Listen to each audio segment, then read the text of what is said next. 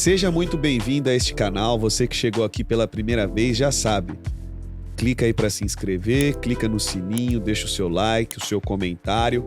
Aqui nesse canal a gente fala sobre economia, cidadania, empreendedorismo, gestão pública, administração e política. Hoje, conversa aqui comigo o meu amigo Israel Júnior, teólogo, professor de educação física, e tá aqui para bater um papo com a gente aqui hoje sobre o Brasil, sobre cristianismo, sobre teologia, sobre política, que ele gosta bastante também. Seja bem-vindo, Israel. Fala, Tom. Obrigado aí pelo convite. Podcast tão proense, que chique, hein? Tá prateleira de cima. Prazer estar aqui, parceiro. Bom, o Israel, só para contextualizar aqui, eu conheci ele aqui em Campinas num dia onde nós fomos juntos lá, meio que ali de apoio para um colega nosso que foi, bem dizer, contestar algumas pessoas, fazer algumas perguntinhas para o pessoal ali do MST, que estava fazendo uma feira. A gente foi de segurança para apanhar. Ali na Estação Cultura. Eu fui de segurança não, eu fiquei só olhando, porque imagina eu ter que ser segurança de alguém. Pensar, acho que eu sou bom, mas bater já não é tão muito comigo. Eu fiquei ali desesperado, mas valeu a experiência. E a gente se conheceu ali e tal, naquele dia, aquele tumulto, aquele furdunço, os caras ficou bravo pra caramba com algumas perguntas que o Pedro Pôncio fez lá, a gente tava junto ali e nasceu uma amizade mesmo, né? Encontramos vários pontos de convergência e tal, e aí o ápice dessa nossa amizade foi ter ido junto pra Brasília de carro, né, pra caminhada pró-liberdade lá do Nicolas, né? Chegamos lá, ninguém vai conhecer a gente, todo mundo, Israel, tô. Falei, meu, não acredito, tô conhecendo a gente. Foi engraçado, foi engraçado. Foi uma experiência e tanto, né, cara? Coisa assim que aquilo ali acho que nos aproximou demais, né, cara? A gente se conectou demais ali. Sim. Os outros dois meninos que foram com a gente, o Helder e o Matheus. Foi muito bom. Cara, foi fantástico, assim. Tanto a ida quanto a volta. Não tem o que fazer, né, cara? Tem que ir conversando, tem que ir trocando ideia e tal. Tem que ter a resenha. Foi muito bacana, cara. E a gente encontrou, acho que nasceu uma amizade verdadeira, com sincera, certeza, né? Com certeza. Eu sou grato pela sua amizade, irmão, de coração. Cara, acho que Deus sabe como ele faz as coisas, né? Exato. E, cara, falando um pouco da tua trajetória, da tua vida aí, você é um cara jovem, assim como eu. Fala um pouquinho, o que te levou a estudar teologia? Cara, o que me levou a estudar teologia, eu sempre fui um cara muito questionador. Então, pra quem não sabe, eu fui ateu, né, na minha adolescência. Então, eu entrava nas igrejas, fingia que tava endemoniado. Os pastores que têm esse hábito vinham me entrevistar, né? Quem é você? Eu falava, eu sou o Beelzebub. Aí meus amigos lá no fundo da igreja dando risada. Então, assim, eu fui um cara que sempre questionou. Certo. E quando eu tive um encontro com Cristo, eu tive uma conversão genuína ali aos meus 17 anos, que eu saí de São Paulo capital, vim pra Campinas, né? Uhum. Cara, eu comecei a estudar porque eu sempre comecei a questionar algumas coisas. Eu escutava o pastor ensinar algo, mas o contexto da Bíblia, eu cresci num ambiente mais neopentecostal, e aí o contexto bíblico me apresentava outra questão quando eu lia. Certo. Então isso me fez questionar muito. E aí eu fui atrás de aprender, né? Então, ao invés de eu ficar ali só me questionando, eu fui atrás de aprender com quem sabia. E aí foi onde eu comecei a estudar teologia pela internet, na época a internet Speed, não sei quem lembra da internet Speed, né? Muito antiga, mas comecei a... A gente ficava maluco porque tinha 1 mega em casa. Tinha 1 mega, nossa, o Windows XP era pra rico, né? Exatamente. E aí, colocava os vídeos lá pra carregar uma eternidade, né? Até o vídeo completar. Mas fui me desenvolvendo na igreja, né? O meu ministério. E ali eu procurei cursos que eram gratuitos. Depois eu fui procurar seminários mesmos. E aí eu me formei pelo Ibicamp, tenho formação pelo Nazareno também. Uhum. E ali eu comecei a estudar teologia, foi o interesse, o que me despertou foi se aprofundar, conhecer melhor o livro que apresentou Deus para mim, que é a Bíblia. Certo. E, cara, qual que é a sua visão a respeito da importância de uma teologia pública que, de fato, transforme a sociedade? Porque, assim, ó, eu vou contextualizar o porquê que eu tô te perguntando isso. Boa. Recentemente, a gente vê, assim, o avanço da, da influência dos evangélicos na política brasileira, certo? É uma coisa inevitável e que tá acontecendo. A gente vê o pessoal da esquerda criticar bastante, principalmente o neopentecostalismo, né, que é uma coisa que vem avançando no nosso país, no Brasil, e eu queria que você falasse um pouco da tua visão da importância de uma teologia pública para transformar a sociedade. Cara, tem dois conceitos que a gente trabalha, que é a ortodoxia e a ortopraxia. Ortodoxia, doutrina reta, ortopraxia, prática reta. Então, se você chega numa pessoa hoje que ela fala, ah, eu sou cristã. Você fala assim, pô, você é cristã? Legal. Jesus tinha quantos discípulos? Ela vai falar 12. Aí você fala o nome de 6. Ela só sabe o Pedro, o Tiago e o João por causa da musiquinha. Certo. Então, a maioria das pessoas que falam que é cristão hoje, ela nem leu a Bíblia, ela não entende nada de Bíblia. Então, Uhum. essa é uma realidade. Você acha que virou modinha?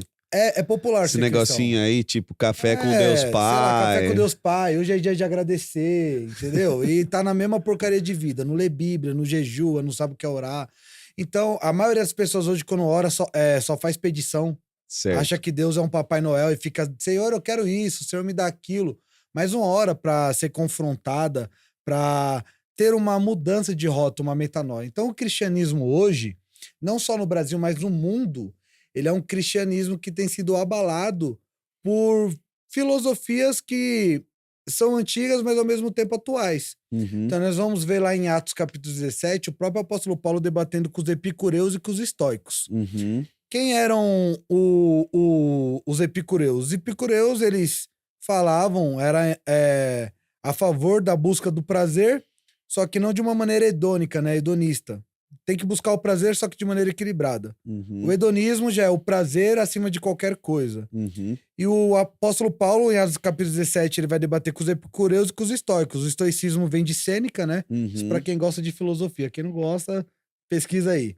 Mas Sêneca, ele foi um dos precursores, né? Do estoicismo, que é um pensamento de ter equilíbrio, né? Uhum. Então, saber dosar. E o apóstolo Paulo, lá em Atos 17, ele vai debater acerca do Deus invisível com essas duas linhas filosóficas. Então nós vamos ver que o apóstolo Paulo, ele é teólogo, ele é cristão, mas ele também estuda, é conhecedor da filosofia. Uhum. Lá em Oséias, capítulo 4, do versículo 6 em diante, vai falar: o meu povo padece por falta de conhecimento, e por eles ter rejeitado o conhecimento, eu irei os rejeitar. Uhum. Então a Bíblia, muitas pessoas acham que Jesus é o do The Chosen, né? Um cara hippie, alegrezinho e tudo.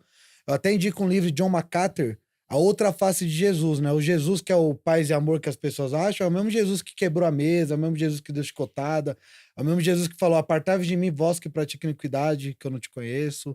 Jesus não é tão cool como as pessoas pensam, né? Jesus, ele é amor, mas também é justiça. Uhum. Então falta esse conhecimento profundo do cristianismo, porque ser cristão, porque você usa um crucifixo, porque você faz o sinal da cruz, ou porque você fala Deus, pátria, família e liberdade, se tornou popular. E eu acho que a crítica que a esquerda faz, ela é uma crítica do lado inimigo, porque é impossível você ser cristão e ser de esquerda, né? Isso daí é uma utopia, mas ao mesmo tempo é uma crítica verdadeira, porque quando o esquerdista fala assim, cara, vocês falam de família, só que vocês não vivem como uma família bíblica, é verdade. Tem muita gente que fala Deus, pátria, família e liberdade, mas o cara tá traindo a mulher, o cara tá batendo na mulher, o cara tá consumindo pornografia. Ele tá lá, Deus, pátria, família e liberdade. Ele fala uma coisa, mas ele não vive. Uhum. Então o papel da teologia é fazer o cristão não ser centrado em si, né? Quando a maioria das pessoas dizem assim, cara, o que que você faz? Eu costumo dizer assim, a pergunta deve ser quem você é? Porque o que você faz, eu sou educador físico, sou teólogo, me aventuro na filosofia, estou me formando em psicanálise, esse é o meu currículo. Agora, quem Israel é? O Israel é filho do Eterno, e o propósito dele é glorificar a Deus. Então, uma coisa é o que você faz, uma coisa é a sua vocação, outra coisa é o seu propósito. E as pessoas têm essa dificuldade. Quando você pergunta assim, então, qual é o seu propósito? A pessoa ela vai falar da profissão. Ela não vai falar assim, meu propósito é glorificar a Deus em tudo. Uhum. Tudo é por ele, para ele, provém dele todas as coisas. Então, a importância da teologia, né, não sendo prolixo aqui, mas a importância da teologia na vida pública é as pessoas viverem o cristianismo. Porque o cristianismo não é uma religião, é um lifestyle, é um Uhum. estilo de vida. Se você não vive o que você prega, você não tem autoridade, você não tem autenticidade. Nós fomos na caminhada do Nicolas Ferreira. Uhum. O quanto que tentam perseguir o Nicolas Ferreira, mas porque não acham nada. Porque o cara, ele vive, ele está vivendo o que ele prega. Uhum. Então, quando você vive o que você prega, você cria uma autoridade que até o inimigo, ele não consegue te abater. Eu acho que falta isso na vida pública. Nós vemos muitas pessoas que falam de política, que falam de cristianismo, mas não vivem. E foi o exemplo que eu comecei no começo. Tá. Como que você fala de Jesus, mas você não sabe nem o nome dos 12 caras que andou do lado dele? Você nunca leu o evangelho. A história de Jesus você conhece só por causa do filme que passa no final de ano de Natal. Mas você nunca leu a Bíblia, entendeu? Então, Uhum. eu sou cristão, mas eu nunca li o livro do cristão. Então, eu acho que as pessoas hoje precisam dessa prática, porque o cristianismo, mais uma vez eu falo, não é uma religião. O Uhum. cristianismo é um estilo de vida. Que você acha, cara, dessa parada? Eu falei aqui que eh, todos os políticos hoje querem, de alguma maneira, agradar o público evangélico por causa do voto, né? E o que você acha desses caras aí que... Quais são as pulgas atrás da orelha, eu diria assim, que você gostaria de colocar na nessa conversa aqui para quem está nos assistindo, de como ficar atento com os lobos vestidos em pele de cordeiro nesse momento, principalmente esse ano de 2026, é um ano eleitoral. Vários caras aí vão pôr a Bíblia debaixo do braço, vão falar que são conservadores, que são da família tradicional e tudo mais, vai entrar na igreja, se bobear, fala até em línguas lá e tudo mais. O que que você, enquanto cristão, um cara que está participando do debate público no geral aí, participando de várias coisas aí na internet, falando de cristianismo e tal, o que que você acha que os cristãos deveriam ficar atentos em relação a esse problema que a gente está vivenciando hoje? Bom, trazendo a ideia do estoicismo, como eu falei no início, né, de ter um equilíbrio. Então, primeiro, o cristão, ele pode se relacionar com política? Não só pode, como deve. O ser humano, ele é político em sua essência. Tudo é política, né? As pessoas às vezes acham que a política é a ideia da política partidária, mas quando eu me relaciono num ambiente de trabalho, eu lido com pessoas que às vezes têm um pensamento antagônico ao meu, eu já estou sendo político. Uhum. Então a igreja, ela deve se relacionar com a política, ela deve ser política. Agora, entretanto, porém, todavia, não ferir a doutrina que nós chamamos de sã, a sã doutrina de Cristo. Uhum. Então, quando nós vemos um cara que ele não tem uma vida cristã e ele aparece como Guilherme Boulos, por exemplo, que o Guilherme Boulos, na época de eleição, ele foi na igreja evangélica e ele até derramou lágrimas. Só que ele não frequenta a igreja evangélica, ele não é Uhum. evangélico, né? Uhum. Então a gente tem que entender isso. Primeiro, uma igreja séria colocaria um político em cima de um púlpito para pedir voto, ou vamos orar por ele. Aquilo, orar é um eufemismo para pedir voto. Sim. Então, assim, a gente tem que ter um equilíbrio como cristão. Isso vai acontecer? Vai. Inclusive, pessoas que nós conhecemos e admiramos, talvez vão cometer esse erro. Isso acontece, é um fato. Agora, nós temos que entender também o que é um erro teológico e o que é um aproveitamento, como você falou. Uhum. O cristianismo, ainda que eu tenha a minha crítica de que o Brasil é o país mais cristão, só que ainda é conhecido como o país do carnaval e do futebol. Então, será que é tão cristão? Né? Uhum. Ser cristão não é você se intitular, ser cristão é você frutificar. A árvore não é conhecida pelos dons, é conhecida pelo fruto. Você pode ter cargo, você pode falar bonito. Se você não frutifica, você não é um cristão. Uhum. Mas a ideia principal é, existe evangélicos, vamos dizer Uhum. assim. E tudo indica algumas pesquisas que daqui a 2 anos vai passar o catolicismo, inclusive. E aí, É, se você junta o evangélico e o católico, é a maioria. a maioria do país é Na cristão. real, a gente já é maioria hoje. Exatamente. Ainda assim, o nosso presidente é totalmente antagônico ao cristianismo. Então você entende como as pessoas se dizem cristãs, mas elas não entendem o rolê? Certo. Porque senão não votariam tão errado como votaram. A ideia que eu falo, Tom, é o seguinte: a gente não vai mudar o mundo, só que a gente pode influenciar os lugares que a gente habita. Certo. A Bíblia diz em 1 Coríntios capítulo 11, versículo 1, sede meus imitadores como eu sou de Cristo. Cristo, ele influenciou. Lá em João capítulo 6, uma multidão vai seguir a Cristo. Uhum. Só que quando a multidão fala assim, Jesus, a gente quer ser socialista agora. A gente quer que você faça igual o Moisés fez. Faça pão cair do céu que ninguém quer mais trabalhar. A gente quer mamar do Senhor. Mamar do governo que o Senhor tem prometido. Aí Jesus fala, mas eu sou o pão vivo que caiu do céu. Sim. Quer comer? Vai lá pescar. Vai trabalhar. E aí a multidão vai embora, descontente porque eles queriam Jesus conforme a sua imagem e semelhança. Sim. A expectativa deles é quebrada. Jesus olha para os 12 e fala, e vocês querem ir embora também? E Pedro fala, para quem iremos nós?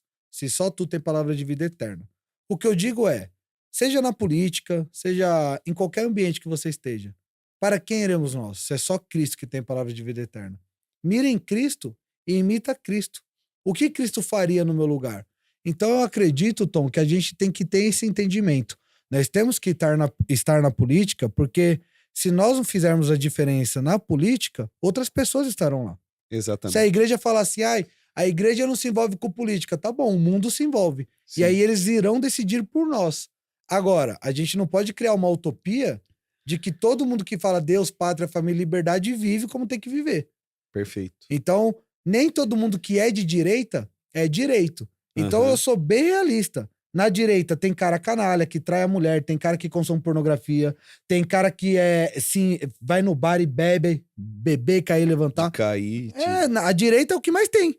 Direita tem cara que casou 3, 4, 5 vezes, tem cara que tem 3 famílias espalhadas pelo país. Na direita tem isso? Tem.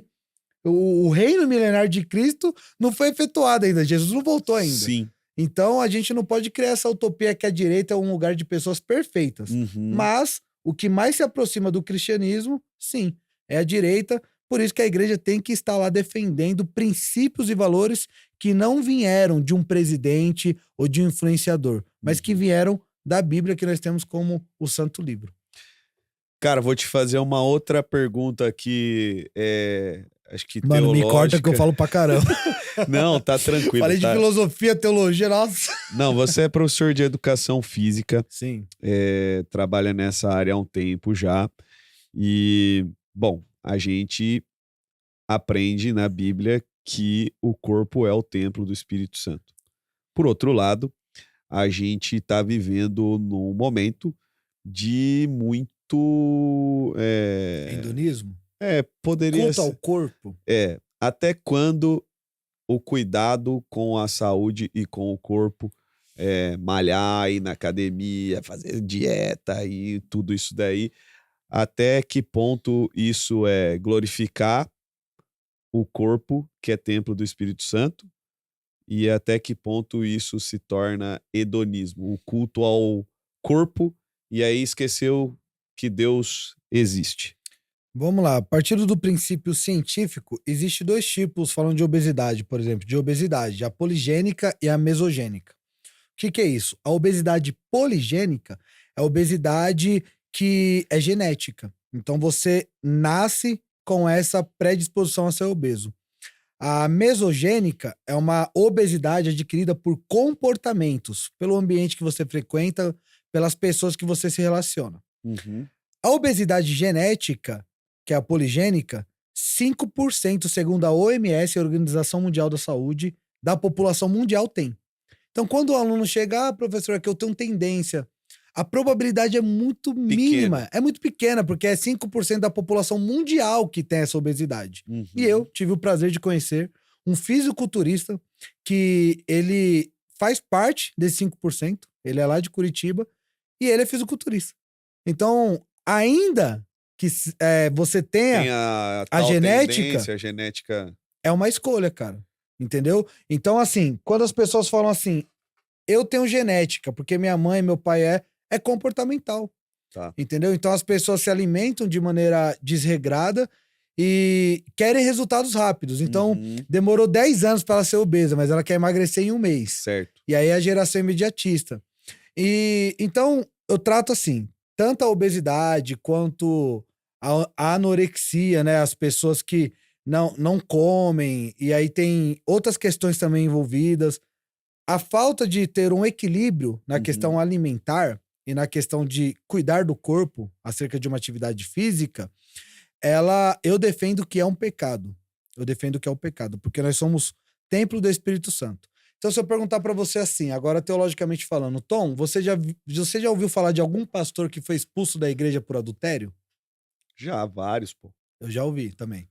Você já ouviu falar em algum pastor que foi expulso por causa do pecado da gula? Não.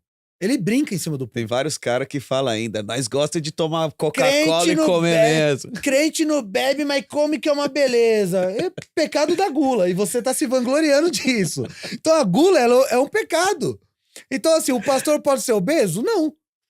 Aí eu falo isso, eu sou gordofóbico. Não, eu tô sendo bíblico. A gula Tá. é um pecado. Ah, não, mas eu sou por genética. Se você for no médico e me dá o laudo que você é por genética, tudo bem. A gente vai trabalhar em cima disso. Agora, será que é por genética? Uhum, Ou será que é por falta de ter domínio próprio, que a Bíblia fala sobre o domínio próprio? perfeito. Então, por exemplo, falando sobre isso, cara, alguém que toma Coca-Cola, por exemplo, no café da manhã, como foi o meu caso, eu tomei por muito tempo Uhum, Coca-Cola de café da manhã. Eu comprava à noite já pra ter a Coca-Cola de café da manhã. Cara, tudo isso, o porquê as pessoas tomam? Porque as pessoas não tomam veneno porque sabem que vai matar na hora. Então elas preferem tomar uma gotinha de veneno, entendeu? Que vai matando aos poucos. Então as pessoas não fazem as compras na feira e no uhum, açougue. Elas vão nas prateleiras do mercado comprar coisas industrializadas. E aí é o que a Bíblia fala: do que reclama o homem do seu próprio mal. certo. Então a pessoa ela causa o problema e ela reclama do problema que ela mesma causou. Então dentro da igreja eu vejo muito, Tom, que a gente trata as pessoas como vítima Uhum, e a gente não trata desse problema que é a obesidade, que tem crescido de maneira estrondosa, principalmente no Brasil. tá. Eu te dou um dado. Você lembra como que era o McDonald's quando você era pequeno? Colorido, Uhum, brinquedinho. McDonald's, os comerciais eram crianças. uhum, Hoje os comerciais do McDonald's, como que é? É adulto fazendo comercial. Hoje, como que é a estética do McDonald's? Preto e branco. Por quê? O McDonald's não é mais para criança. É para adulto. Adulto está almoçando e jantando no McDonald's. E aí, ele vai para a igreja, ele chora, ele fala: Senhor, toma conta da minha vida. E o Espírito Santo habite em mim. Mas ele não consegue cuidar do próprio corpo. Ele está sendo negligente com o templo do Espírito Santo. Então, pode me cancelar, eu sou incancelável. Obesidade é um pecado. Beleza, mas fala agora quando se torna hedonismo. Se torna hedonismo quando a pessoa coloca Deus abaixo. A Mas Bíblia dá fala: um exemplo disso prático. amar a Que- Deus acima de todas O as que é coisas. hedonismo nesse sentido? Esse culto ao corpo. Amar a Deus acima de todas as coisas. Se eu treino pra mostrar o meu corpo, pra ter likes, elogios, ou, por exemplo, quando eu tô. Vamos falar do Instagram. Quando eu posto uma foto. Vou falar. Deixa eu dar um exemplo dos Eu homens quero pra. ver, eu quero ver se você sair dessa agora. Quando eu posto uma foto incentivando a pessoa a praticar uma atividade física, é uma coisa. Tá. Agora, quando eu fico no espelho da academia, muitos homens e mulheres fazem isso. Procurando o ângulo perfeito que vai valorizar o meu lindo corpo para eu ter várias curtidas, eu não tô treinando pela saúde, eu tô treinando pela curtida.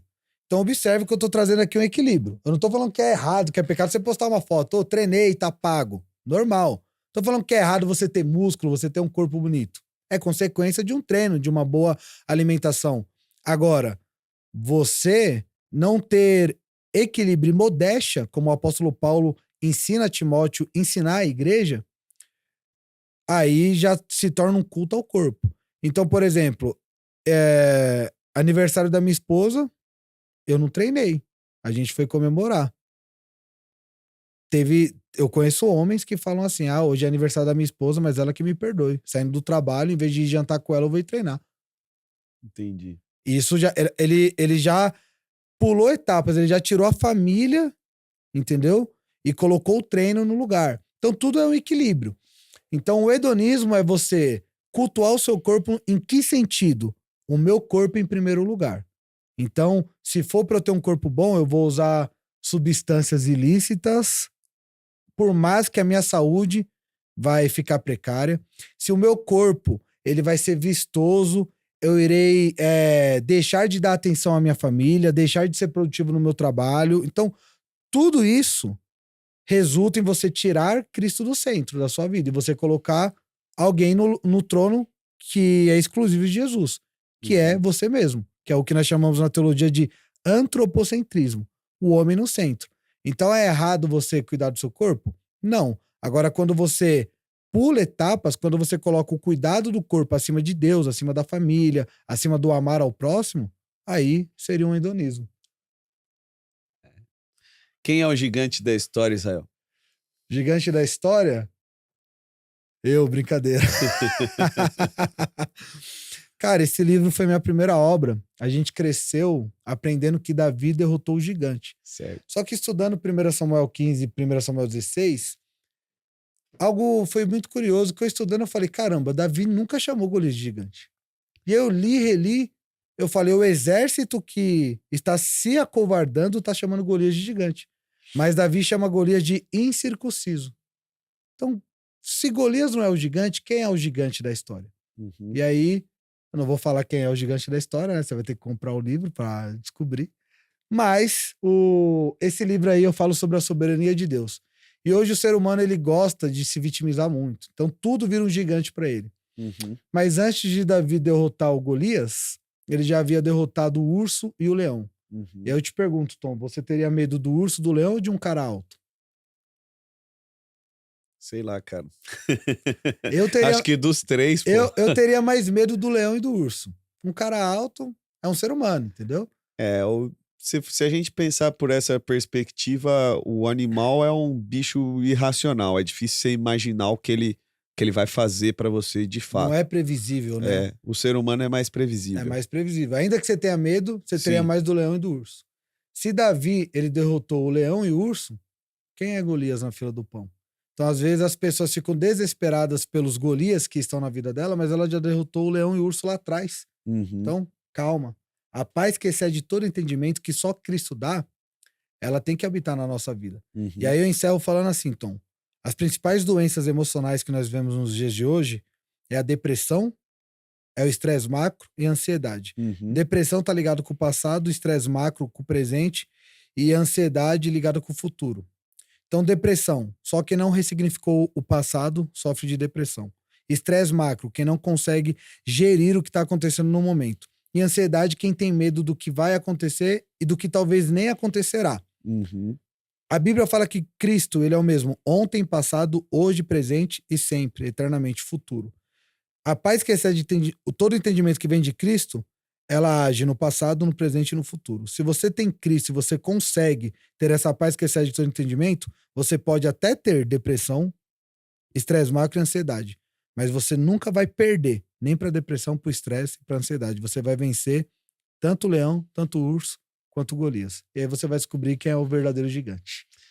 É isso aí, cara. Israel, mais uma vez, obrigado pela sua presença aqui, obrigado pela conversa. Acho que a gente pode ter outras conversas aqui futuras nesse bate-papo, mas acho que é importante a gente ressaltar a importância da fé, da espiritualidade, a importância de Cristo na sociedade e a importância da gente olhar as árvores que estão ao nosso derredor não somente pelos dons, mas pelos frutos, principalmente nesse ano de eleição. Você me que permite é decisivo. um minutinho? Entenda que às vezes as pessoas acham que eu tô sendo um legalista, né? Mas eu quero deixar claro aqui que eu sou o mais miserável pecador. Não existe ninguém nesse mundo mais pecador do que eu. Eu faço das palavras do apóstolo Paulo as minhas. Eu não sou salvo porque eu mereço, eu sou salvo porque Deus, através da pessoa de Cristo, derramou a sua graça sobre mim e o Espírito Santo habita em mim. Então a ideia não é você ser perfeito. Uhum. A ideia é o contrário, você reconhecer que você é imperfeito e glorificar a Deus. Porque às vezes a gente fala desses assuntos, o cara, ele se acha o perfeitão. Pelo contrário, cada podcast, cada entrevista, eu tô batendo em mim mesmo. Eu tô Uhum. falando de mim mesmo. Eu preciso melhorar dia após dia. Então, sempre entenda isso.